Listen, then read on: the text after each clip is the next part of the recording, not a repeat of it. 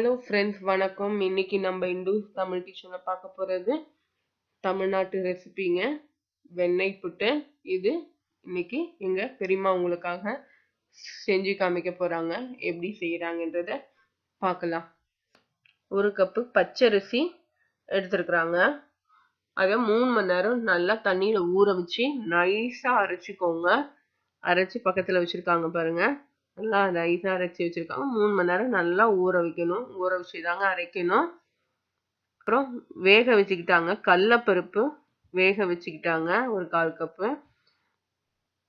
அப்புறம் ஏலக்காய், அப்புறம் தேங்காய் திருவுனது, நெய், வெல்லம். இதாங்க தேவையான பொருள். உங்களுக்கு தேங்காய் திருவுனதும் எடுத்துக்கலாம், இல்லை ஸ்லைஸாகவும் போட்டுக்கலாம், சின்ன சின்னதாக கட் பண்ணியும் போட்டுக்கலாம், டேஸ்ட்டுக்கு ஏற்ற மாதிரி. இப்போ நல்லா கெட்டியான வானல் எடுத்துருக்குறாங்க. அதில் 4 கப்பு தண்ணி ஊற்ற சொல்கிறாங்க. 4 கப்பு தண்ணி. எந்த கப்பில் ஊற வச்சுங்களோ அதே கப் அளவுக்கு 4 கப்பு தண்ணி ஊற்றிக்கிறாங்க.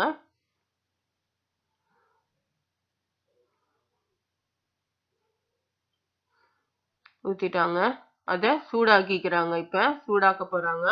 ஊற்றியாச்சு, சூடாக்கிட்டு இருக்காங்க. அந்த டைமில் சூடாகிற டைமில் நம்ம வெல்லம் பாகு ரெடி பண்ணி வச்சுக்கலாம். வெல்லத்தை ஒரு பாத்திரத்தில் கொட்டி ஒரு 1/2 டம்ளர் தண்ணி ஊற்றி அதை ஒரு 3 நிமிஷம் நல்லா கொதிக்க விடுங்க. இந்த பக்கம் கொதிக்க போகுது. இன்னும் கொதிக்கிற ஒரு டைமில் இந்த பக்கம் தண்ணி சூடாகிட்டு இருக்குது. அதில் ஒரு பிஞ்சு சால்ட் ஆட் பண்ணிக்கிறாங்க. இந்த பக்கம் நல்லா உங்களுக்கு வெல்லம் ரெடி ஆயிடுச்சு. 3 நிமிஷம் ஆயிடுச்சு. இதை ஃபில்டர் பண்ணிக்கிறாங்க. அதாவது தூசி இருந்தால் ஃபில்டர் பண்ணிடுறாங்க. இந்த பக்கம் உங்களுக்கு நல்லா தண்ணி கொதி வர ஆரம்பிச்சிடுச்சு.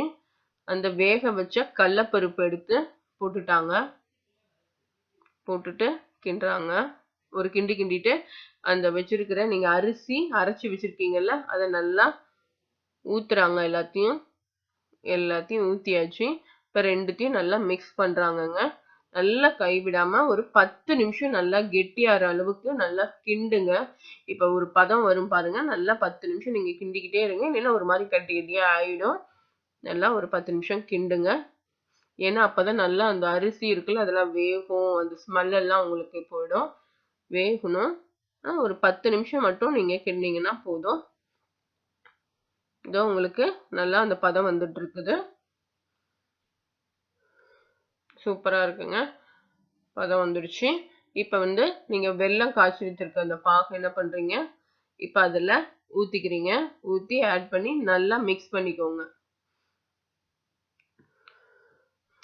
எனக்கு ஸ்வீட் இது போதும்னு நினச்சிருக்கேன். உங்களுக்கு இன்னும் கொஞ்சம் வேணும் அப்படின்னா நீங்கள் சர்க்கரையும் போட்டுக்கலாம், இல்லை வெல்லமும் கொஞ்சம் பாகும் நீங்கள் ஆட் பண்ணிக்கலாம். சுகர் வேணும்னா கூட கொஞ்சம் ஆட் பண்ணிக்கலாம்.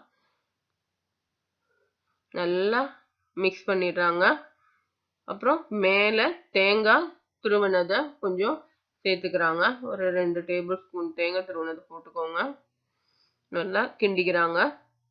அப்புறம் ஏலக்காய் பொடி ஒரு 2 டீஸ்பூன் ஏலக்காய் பொடியை நல்லா போட்டு திரும்பவும் நல்லா மிக்ஸ் பண்ணிக்கிறாங்கங்க.